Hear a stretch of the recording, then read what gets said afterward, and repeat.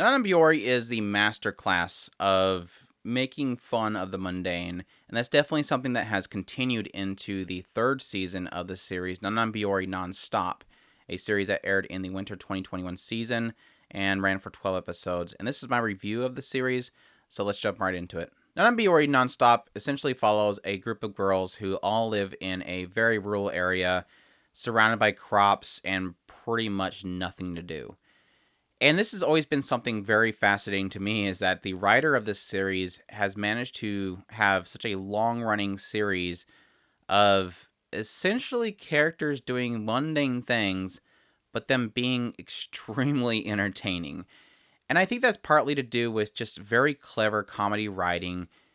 In most cases, kind of taking these characters, having them do something very goofy, but also in a very cute way, or in a way that is clever that kind of wraps up into itself. There's a lot of cases where you do have, they kind of introduce a joke, and then later on we'll kind of swing back to it, almost like a comedy skit that is just masterfully kind of crafted all together. So you'll have like a character in this particular series, in this particular season, you have one character create this goofy mecha doll thing out of one of the other characters, and it's a kind of a science project, and it eventually disappears. And then later on, you'll have a character bring it up, and that character's in the room at the time and panicking, realizing they know what they're talking about.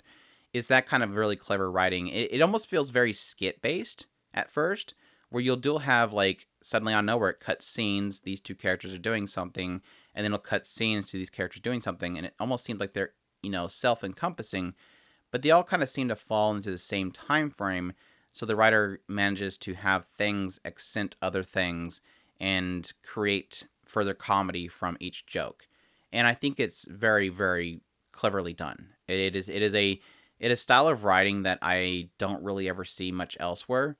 I guess you do have a feeling of it with things like Flying Witch, stuff like that. Very kind of easygoing, very relaxing type of comedy that hits all the beats. Now, I do want to acknowledge there's other things that I believe make this work so well. It is the beautiful setting. It is the beautiful background art that the artist actually managed to pull off with this. It's the very fitting music that is always in play with the actual situation.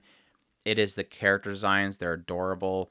And also, I believe the seiyus themselves managed to bring these characters to life. I cannot express how much Renge just pops as this very young girl that is trying to figure things out. And it's also kind of funny, and I believe that my co-host of Otaku Spirit Anime Cast will probably get angry at me for saying this.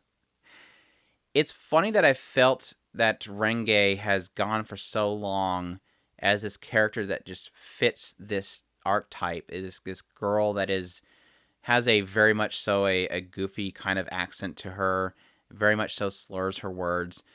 And then to have Shiori, this new character, show up this season, who is voiced by a seiyu that we are very familiar with, that voices a lot of young characters. And she doesn't have that same feel to her. And granted, I believe that she just moved here, which would explain why she wouldn't have a dialect or anything like that. But she very much so feels in stark contrast to Renge, who definitely fits the role of a more younger character.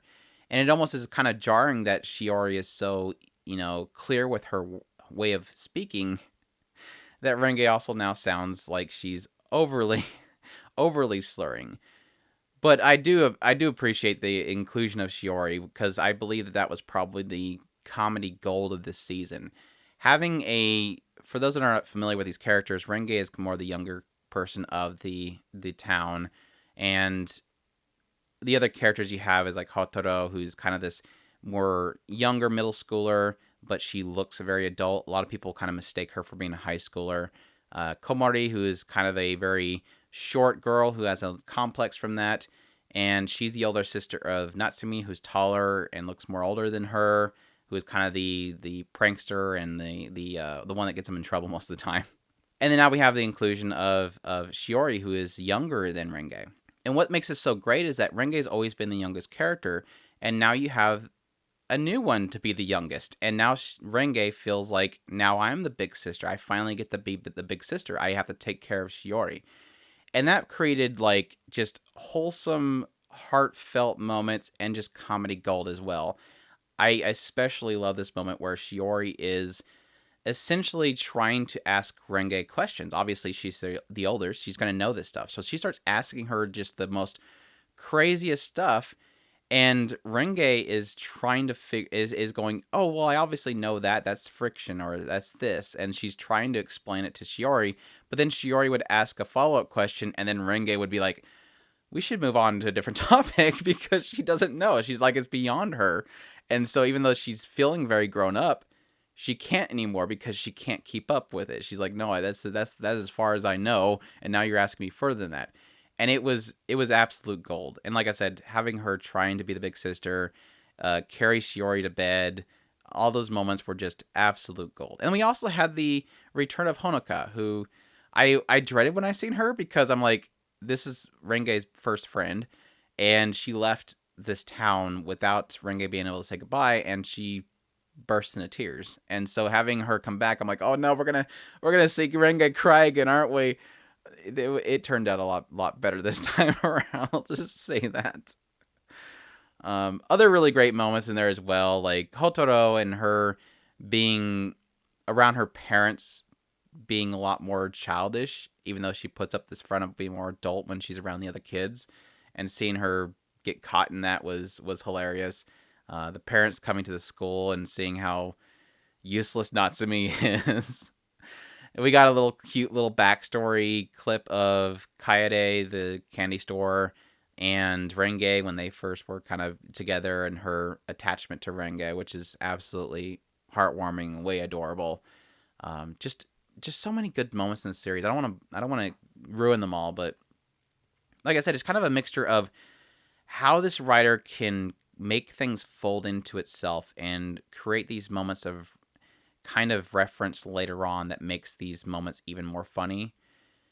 The ability to make just hilarity out of mundane things and their imagination, and then these really heartwarming, just really cute moments with the characters that just you just fall in love with them. It is an impossibility not to just fall in love with them. I believe that this is easily one of the best kind of healing shows. I wouldn't say Yashike just because it gets too loud and goofy at times, but it's just a very relaxing and healing show. It's just, if you're having a rough time, this is a show you can turn on and just watch these kids have fun and watch them just use their imagination and fall in love with them as characters because they're so lovable. You can't not love them. And I'm really sad to see it go. I cannot express how much I adore the Non Biyori series. Thankfully, I still have the movie to watch. So I'm going to save that for when I'm just having a bad moment. But it is a series that you could just turn on an episode and fall in love again. I think it's something that's just so rewatchable. You could just throw on any episode and just fall in love. So please go watch Non Biyori. And watch all 3 seasons. Watch the movie. I highly recommend it. I cannot express enough how, and it sucks because it is hard to really put into words. But like I said, that I think I've done well enough. It is a series that is just fantastic and should be watched, and I do recommend it. So that's my thoughts and review of Non Biyori Nonstop. Definitely check it out. I highly recommend it. Leave a comment down below. Let me know what you think of it. Let me know if you're going to check it out. Like this video if you did like this video. Subscribe if you haven't already. And I thank you all for watching, and y'all take care.